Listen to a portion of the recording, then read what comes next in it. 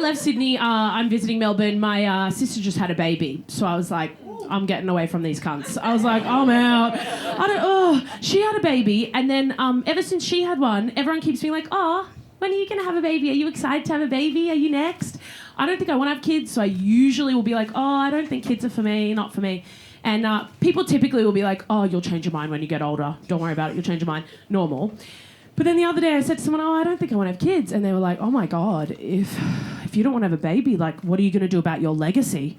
And I was like, my legacy. Like, didn't realise we were living in Game of Thrones. Like, legacy. Also, you've got a weak chin and a small dick. So what legacy are you concerned with?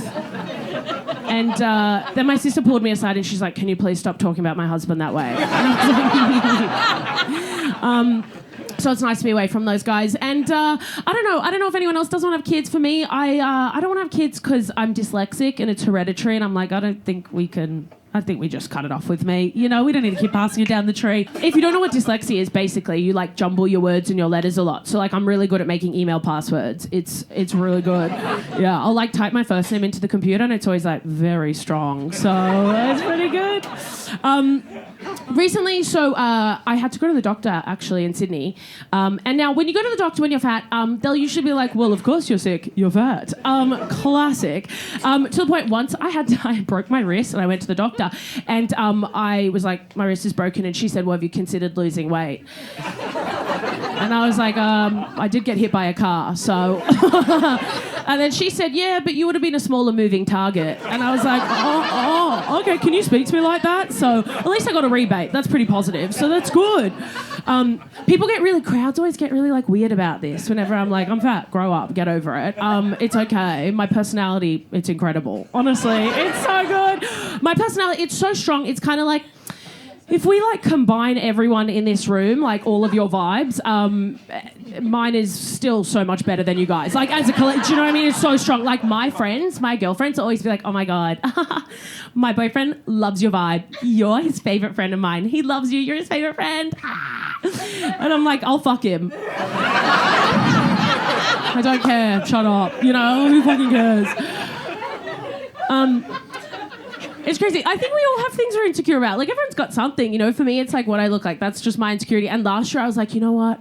I think I should change my obsession with wanting to be thin. Like, because I think we're all obsessed with something. Like, for me, I learned to hate my body from my mum, who learned from her mum, who learned from her mum, all the way back to Eve. And she was told not to eat the apple because it's too much sugar. But, so, you know, I think about it all the time. I'm like, I'm obsessed with the idea of being thin. And last year I was like, okay, I'm going to change that. And I went to a therapist and I said to her, I was like, you know, because my personality, it's so incredible, if someone doesn't want to date me, I assume it's because they don't like the way that I look. And she was like, okay, well, there are probably people who also don't like your personality. And I was like, you're bad at your job, Wendy. I was like, that's insane. That's impossible. It's crazy. I don't know if anyone else feels this way, but I feel like my generation is like obsessed with the way that we look. Like we overinvest in the way that we look because none of us can afford land. You know what I mean? We're like, this is the best thing I'm going to own. Like, I better keep it tight. You know, like, everyone's obsessed. Like, to me, this is like, you know, a fixer-upper. And then that's like a holiday home. Like, that's an investment property. Like, you got to use your body. You got to use it.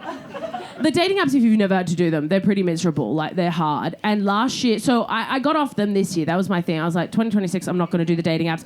They're miserable, but also, I'm 32, but I, like, identify as 19. You know what I mean? Like, that's how I feel.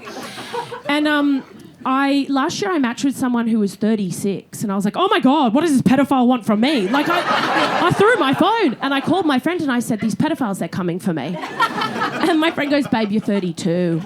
Like, really, you should be dating between 30 and 45. And I was like, 45? 45? What am I going to do with a half-dead carcass?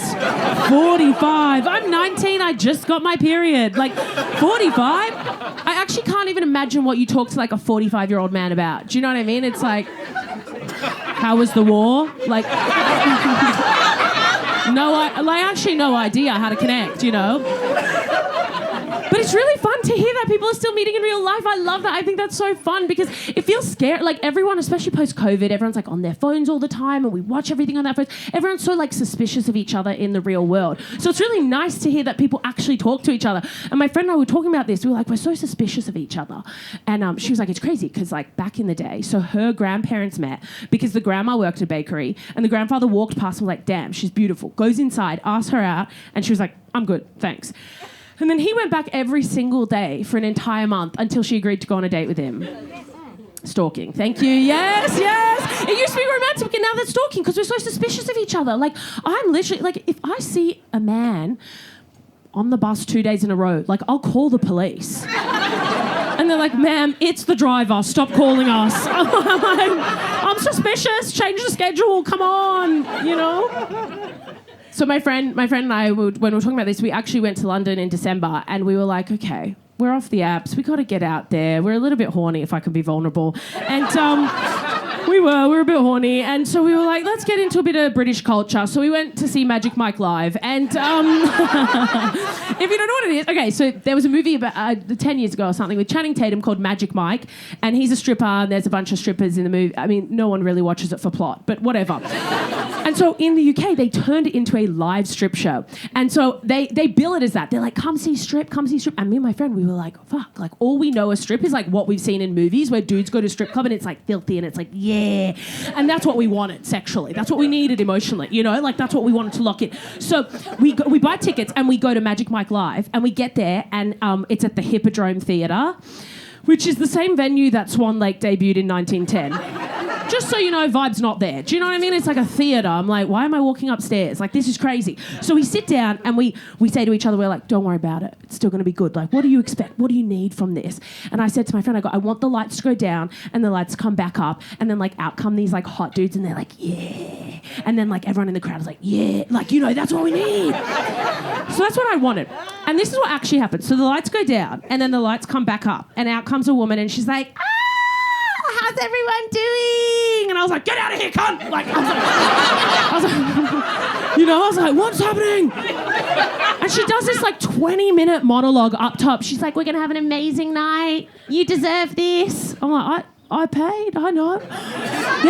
There's 400 women and like homosexuals peppered into this audience who are like monkeys at the zoo during feeding time. We're like, shaft. Like, you deserve this. What, bitch? What's going on?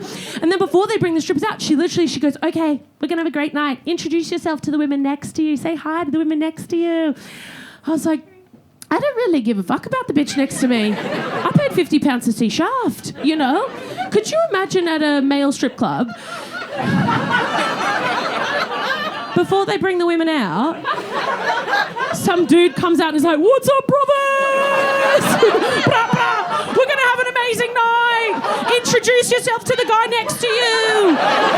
If he gets an erection, it's a safe space.